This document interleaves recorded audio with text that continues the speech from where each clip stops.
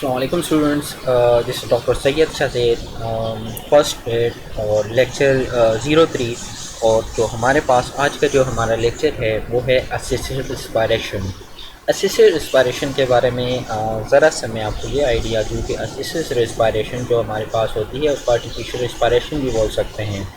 Assisted का मतलब ये है कि कोई उसकी हेल्प करे रिस्पायरेशन में, और ये कंडीशन कब आती है क्योंकि आप जो पढ़ रहे हैं ये स्पेशली जो हमारे पास आते हैं ये आप फर्स्ट एड पढ़ रहे हैं, तो फर्स्ट एड कंडीशन में जो आप किसी इंसान की जान बचाने के लिए जो आप वो करते हैं, कोशिश करते हैं, तो उसको फर्स्ट एड बोलते हैं।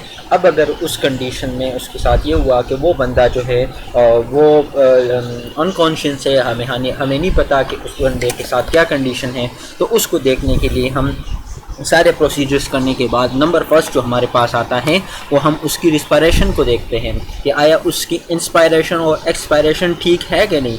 अगर वो ठीक है तो इट्स ओके, उसकी जान बच सकती है। लेकिन अगर वो सांस ही नहीं ले पा रहा, उसके ब्रेन तक नॉर्मल ऑक्सीजन नहीं जाएगी, उसकी वजह से क्या होगा, उसकी वजह से ये होगा कि वो किसकी तरफ जाएगा, तो उसकी तरफ जाएगा वो उसका वो कोमा की तरफ भी जा सकता है। तो ये कंडीशन हमारे लिए ख़तरनाक हो सकती है। तो इसलिए जो असिस्टेड रिस्पायरेशन होती है ये इम्पोर्टेंट टॉपिक है आपके पेपर के लिहाज से भी, और MCQs के लिहाज से भी, और लॉन्ग क्वेश्चंस के लिहाज से भी ये एक इम्पोर्टेंट टॉपिक है। कोड है आपके लिए कि जाहिर सी बात है, जो बंदा लाइफ बचाता है और किसी को भी be a hero, save lives, first aid is for everyone and everywhere. आप कोशिश करें कि आपकी ये कोशिश होगी, आप जहाँ भी जाए, हादसा किसी के साथ कहीं पे भी हो सकता है।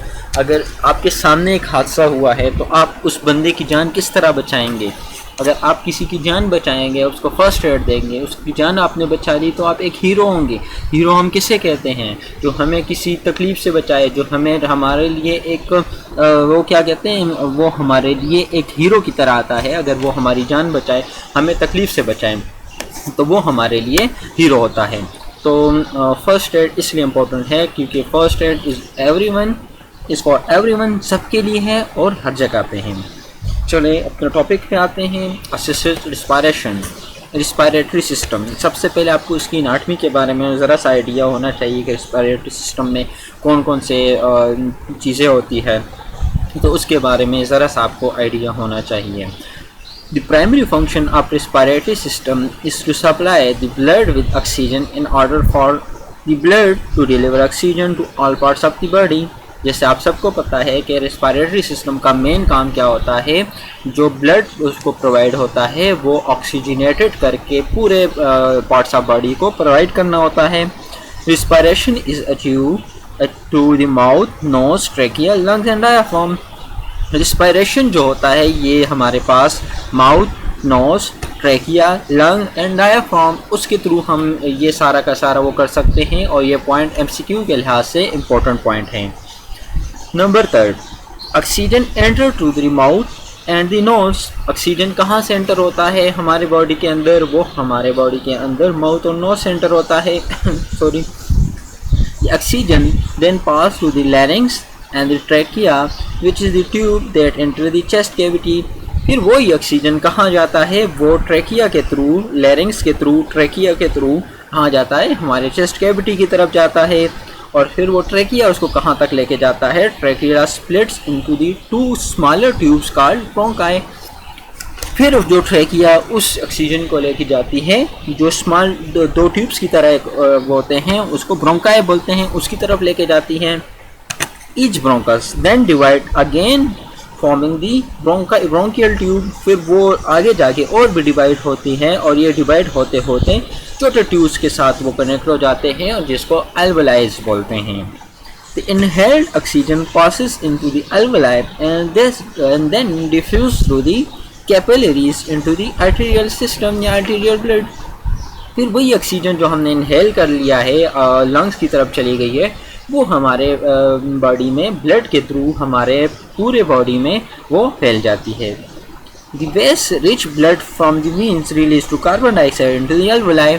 और फिर उसी तरीके से जो इस तरह का इसका उलट जो होगा वो अल्वोलाई वही कंडीशन करेंगे, अल्वोलाई से ट्रैकिया, अल्वेलाई से ब्रोंकियल्स, ब्रोंकाइल्स, फिर ट्रैकिया, ट्रैकिया से लैरिंग्स, ट्रैकिया से फिर माउथ और या नोज़, उसके थ्रू फिर कार्बन डाइऑक्साइड जो होगा वो क्या होगा, वो एक्सहेल आउट हो जाएगा। ये हमारा रेस्पिरेटरी सिस्टम होता है।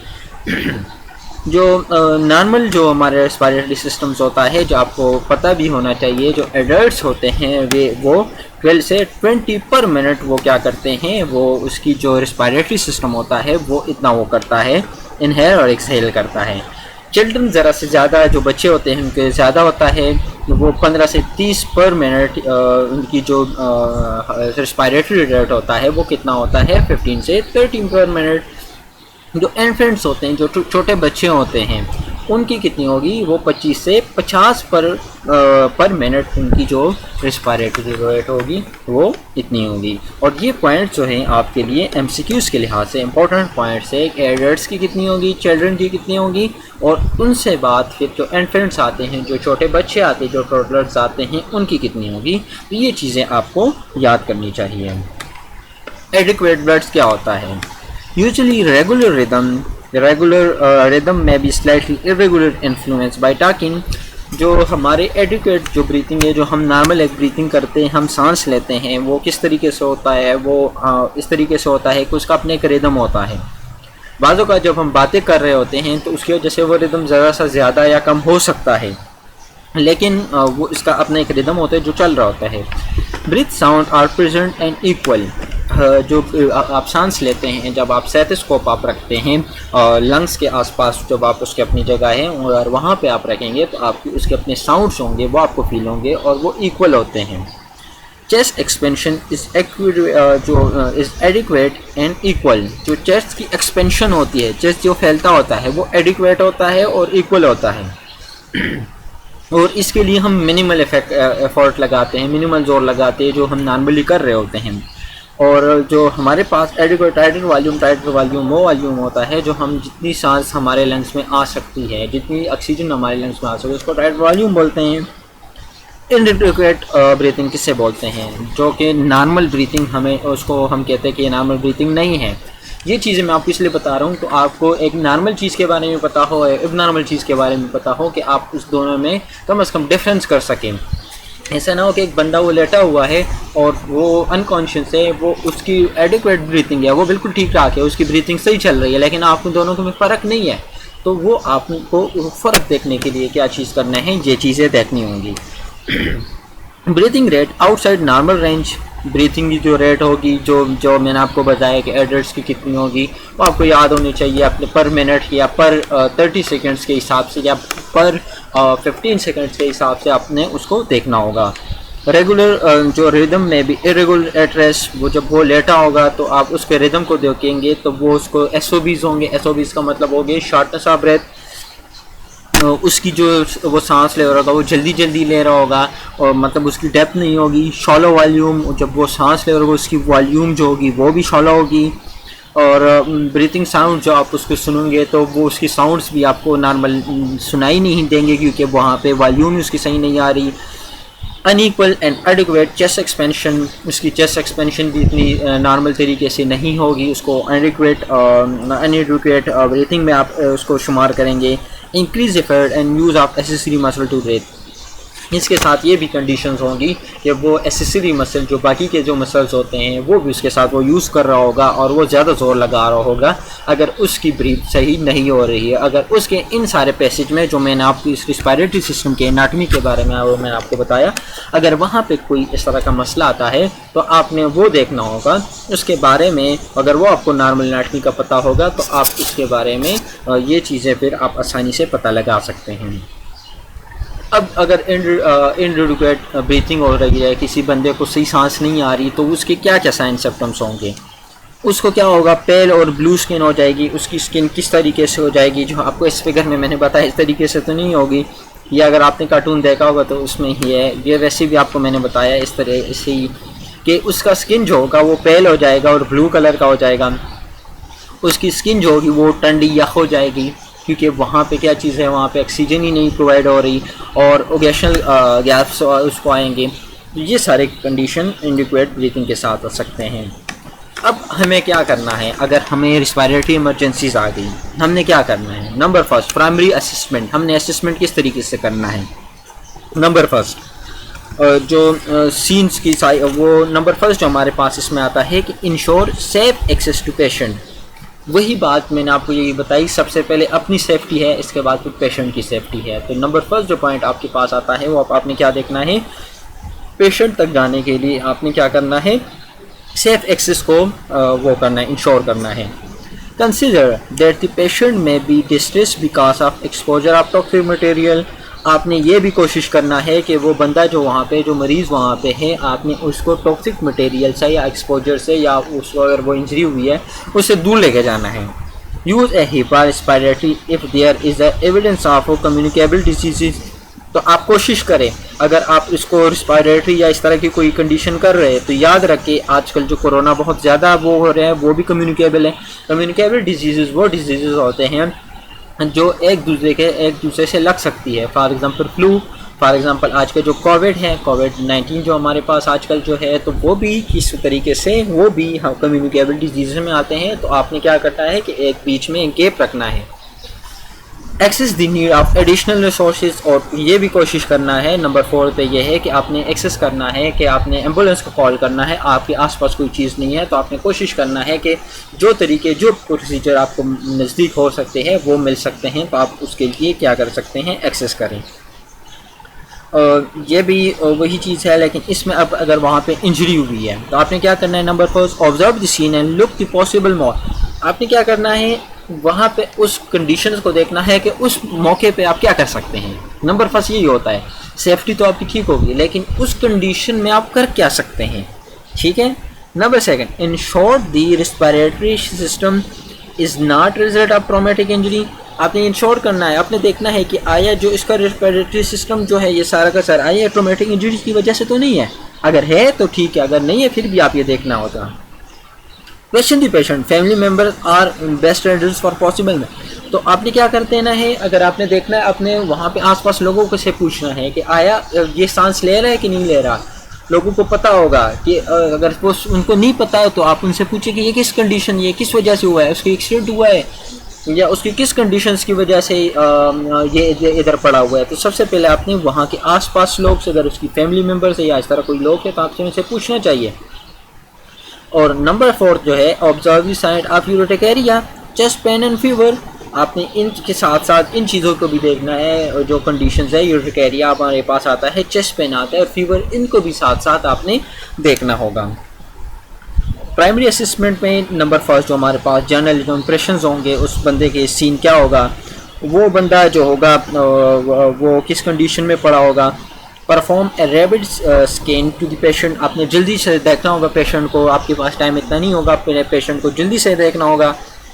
इज़ द पेशेंट इस ट्राइपॉड पोजीशन, आया वो जो बंदा जो बैठा हुआ है वो किस कंडीशन में है। Does the patient have barrel chest, आप उसके चेस्ट को देखना है, आया उसके कोई रिब्स में कोई फ्रैक्चर तो नहीं हुआ। Set the priorities depending on the wall and call emergency. आपने उस कंडीशन को देखना है, आप अगर उसको ठीक कर सकते हैं तो जल्दी उसके लिए कोशिश करें, और साथ साथ आप इमरजेंसी के लिए भी कॉल करें। आप रेस्क्यू 11 222 को भी आप कॉल उसको जल्दी से कर लें। Respiratory emergencies, number first, ensure airways are open. आपने ये चीज़ देखनी है कि उसके एयरवेज ओपन है कि नहीं, अगर ओपन है तो ठीक है। If the close open using jaw thrust, आप देखें कि उसका मुंह जो है, उसकी जॉ जो है अगर वो बंद है तो आप उसको जल्दी से खोल लें। A person with alter level of unconscious में नीड टू इमरजेंसी हेल्प, अगर वो बंदा अनकॉन्शियस है उसको तो आपने जल्द अज जल्द इमरजेंसी हेल्प लेनी चाहिए। कंसिडर नोज़ोफेरेंजियल और ओरोफेरेंजियल एयरवेज। आपने क्या करना है, अगर नेज़ल उससे आप अगर कोशिश करते हैं, अगर वहाँ से नहीं कर सकते तो ओरोफेरेंजियल, ओरो मतलब माउथ एंड फेरिंग्स और नेज़ो मतलब नोज एंड फेरिंग्स, उस रास्तों से आप उसको वो कर सकते हैं। Access for gargling or steroid and suction as needed. फिर ये कंडीशन वो बाद में आते हैं जब वो एम्बुलेंस आता है, तो एम्बुलेंस के बाद फिर वो ये सारे कंडीशंस करते हैं, उसकी एयरवेज को देखते हैं, उसके लिए वो सक्शन मशीन लगा देते हैं, आया उसके माउथ में कोई चीज़ तो फंसी नहीं, उसकी नाक में कोई चीज़ तो फंसी नहीं है, तो वो देखने के लिए ये सारे के सारे प्रोसीजर करते हैं। अच्छा, फिर आते हैं हमारे पास एयरवेज और ब्रीथिंग को हम किस तरीके से देखते हैं, हमने क्या चीज़ वहाँ पे देखनी होती है। हमने देखना है DCAP एंड BTLS, ठीक है। ये क्या चीज़ें हैं, ये अब आपको मैं सारे अब बताऊंगा कि ये आपने क्या देखना है। आपने चेस्ट को देखना है, चेस्ट में आपने क्या देखना है, डिफॉर्मिटीज़ को, डी से डिफॉर्मिटीज़, DCAP एंड BTLS, क्या चीज़, DCAP एंड BTLS। आपने डिफॉर्मिटी देखनी है, आया उसको कोई फ्रैक्चर वगैरह तो नहीं हुआ। नंबर सेकंड, कंट्यूजन्स को देखने हैं, आया उसको कोई कंट्यूजन, कोई ज़ख्म वगैरह तो नहीं आया। नंबर थर्ड, आपने एब्रेजन्स को देखने हैं, कोई कट शट तो वहाँ पे नहीं लगी हुई। नंबर 4, आपने पंचर्स को या पेनिट्रेशंस को देखने हैं। अब आते हैं हमारे पास BTLS। BTLS का मतलब क्या होगा, वो बर्न्स की वजह से तो नहीं है, उसको टेंडरनेस से तो नहीं है, लेसरेशंस तो नहीं हुई, या उसको स्वेलिंग तो नहीं हुई, जिसकी वजह से ये सारे के सारे कंडीशंस हैं। उसकी रेस्पिरेटरी सिस्टम या एयरवे जो है या उसकी ब्रीथिंग जो है वो किसी वजह से उसमें मसले आ रहे हैं। रेस्पिरेटरी सिस्टम, आपने उसकी सर्कुलेशन को किस तरह चेक करना है, आपने देखना है कि आया वो टेकिकार्डिया की तरफ तो नहीं जा रहा। टेकिकार्डिया जब उसकी हार्ट बीट ज़्यादा हो जाएगी उसकी तरफ तो नहीं जा रहा। ब्रेडिकार्डिया का मतलब ये होगा कि वो उसकी हार्ट रेट जो है वो कम हो रही है, तो ये चीज़ें भी आपने देखनी है। टेकिकार्डिया का मतलब ये जब 60 बीट्स पर मिनट वो जब उससे ज़्यादा होगा तो उसका मतलब ये टेकिकार्डिया, और उसका मतलब ये होगा कि रिस्पिरेटरी डिस्ट्रेस है वो शॉक की तरफ भी जा सकता है, जो पिछले लेक्चर में हमने इस पर डिस्कस किया था। ब्रेडिकार्डिया का मतलब क्या है, वो हो सकता है कि उसको कोई कार्डियक इमरजेंसी आ गई है, हो सकता है उसकी वजह से हार्ट अटैक उसको हो सकता है, शॉक की तरफ भी जा सकता है। उसकी स्किन को आपने ऑब्जर्व करना है, टेम्परेचर देखना है, उसकी कंडीशन को देखना है, और अगर उसको ब्लीडिंग है तो ब्लीडिंग उसी बैंडेजेस और उसी के साथ साथ आपने उसको लुकआउट करना है। और आपने उसकी ऑक्सीजन के लेवल को भी आपने नॉर्मल रखना है, आपने कोशिश करना है कि असिस्ट रिस्पिरेशन उसको प्रोवाइड करे। अब आपने क्या करना है, उस बंदे को वहाँ से लेके जाना है। आपने क्या करना है, एयरवेज और breathing problem, internal breathing, life rate, आपने क्या कर देना है। अब अगर एम्बुलेंस को कॉल करते हैं, ये 3 चीज़ें अपने दिमाग में याद रखें। आया आप एयरवेज या ब्रीथिंग प्रॉब्लम उस बंदे को अभी भी है कि नहीं, आपने फर्स्ट एड प्रोवाइड कर दिया लेकिन आप उससे मुतमईन नहीं है कि ये बंदा जो है अब मुश्किल है कि इससे मतलब वो ठीक है, तो इसको ये भी आपने सोचना है, आया इस कंडीशन की वजह से उसकी जान तो नहीं जा सकती। नंबर 3, इंटरनल ब्लीडिंग, आया उसकी कोई इंटरनल ब्लीडिंग तो नहीं है। तो आपने ये 3 चीज़ें देख के आपने फिर इमरजेंसी को कॉल कर देनी है, लेकिन नॉर्मली आपने फर्स्ट एड कंडीशन में रेस्क्यू 1122 को आपने उसी को कॉल कर देनी है। वाइटल साइंस आपने देखने हैं, वो तो हॉस्पिटल में जाके वही देखते हैं। अब वो 15 से 20 मिनट के बाद वो बार बार वाइटल साइंस देखते हैं। वाइटल साइन में BP भी होते हैं, उसका पल्स रेट देखते हैं, उसके रिस्पायरेटरी रेट देखते हैं, उसकी स्किन को देखते हैं, उसकी कॉन्शियसनेस को देखते हैं या वो ठीक है कि नहीं, उसको वो ऑक्सीमीट्री करते हैं कि उसकी ऑक्सीजन ठीक जा रही है कि नहीं जा रही। इसका जनरल मैनेजमेंट क्या होगा, जनरल मैनेजमेंट यही होगा कि इसके ABCs को देखने हैं, ठीक है, जो कि आपको मैंने वही बताया था डॉक्टर ABC, वो चीज़ें आपने यहाँ पे देखनी है। और पेशेंट की ब्रीथ को देखना है कि वो ब्रीथ कितना कर रहा है, वो 30 बीट्स पर मिनट्स वो कर रहा है, अगर वो कर रहा है तो उसके लिए आपने वेंटिलेटर उसको प्रोवाइड कर देना है। और आपने उसको ये भी देखना है कि देखना होगा कि उसका मेंटल हेल्थ पे उसका कोई इफ़ेक्ट तो नहीं आ रहा। और कोशिश करें जब आप उसको उसको लेके जाए तो उसकी कंडीशन को देखें, उसको उसकी पेशेंट की पोजीशन को भी देखें, और जो HEPA मार्क्स है वो भी आपने वो करना है। कोशिश करें सबसे पहले अपनी प्रोटेक्शन होगी, इसके बाद फिर पेशेंट की प्रोटेक्शन होगी। अब अगर वो बंदा जो है अगर COPD की कंडीशंस में भी इस तरीके से हो सकती हैं कि COPD में भी ये कंडीशन हो सकती है कि वो बाज़ औक़ात इसकी तरफ जा सकता है। तो रिस्पायरेटरी इमरजेंसीज़ में वो भी क्या हो सकता है कि वो कॉन्शियस है या अनकॉन्शियस है, उसको भी आपने देखना है। आपने उसके रिस्पायरेटरी डिस्ट्रेस को देखना है, अगर वो साइनोटिक हो रहा है तो उसको भी आपने देखने हैं। उसके लिप्स को देखने हैं कि वो पर्स तो नहीं हुए, उसके शोल्डर्स और नेक को देखना है, और उसके साथ साथ आपने उसके इनहेलर्स को देखना है, और पेशेंट को अपराइट पोजीशन में उसको बिठा देना है, और उसके पूरे कंडीशंस को आपने देखना होगा। सबसे पहले जो एयरवेज की ऑब्स्ट्रक्शन होती है तो यूज़ एज और prepared foreign body to maneuver and clear the airway, provide oxygen, promote transport. आपने क्या कर देना है, अगर वहाँ पे उस कंडीशन में उसकी कोई वहाँ पे पैथोलॉजी आई हुई है तो आपने वो चीज़ें देखनी है, और साथ साथ वहाँ पे अगर ट्रॉमा हुआ है तो वो भी आपने उस कंडीशन में इमरजेंसीज़ में देखने होते हैं। अब अगर वो बंदा बहुत ज़्यादा सीवियर कंडीशन में जा रहा है तो आप उस इन्वेस्टिगेट करें उसकी कास्ट को, ठीक है। जैसे इस फिगर में आपको मैंने बताया है कि don't have the patient breathe into the paper bag, ठीक है।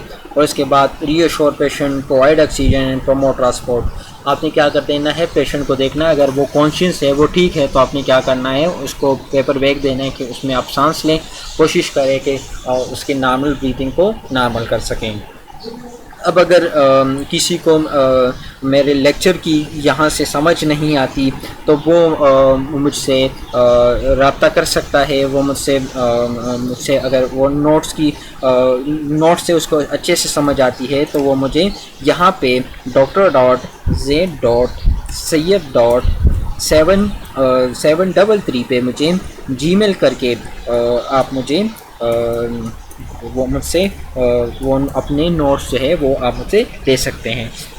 अगर किसी को इस तरीके से समझ नहीं आई, मेरे लेक्चर से यहाँ से समझ नहीं आती, तो मुझसे इस पर रब्ता करके आपके नोट्स आपको मिल जाएंगे। इंशाल्लाह जो हमारा नेक्स्ट लेक्चर जो होगा वो हमारा होगा शॉक पे। जो शॉक भी बहुत ही इंपॉर्टेंट एक वो है जिसमें आपको पता होना चाहिए बाज़ औक़ात ऐसे कंडीशंस होते हैं जब वहाँ पे ब्लीडिंग ज़्यादा हो जाती है, उसकी रिस्पायरेशन ठीक नहीं होती, तो वो बंदा शॉक की तरफ जा सकता है या कोमा की तरफ जा सकता है, उसकी डेथ भी काज हो सकती है।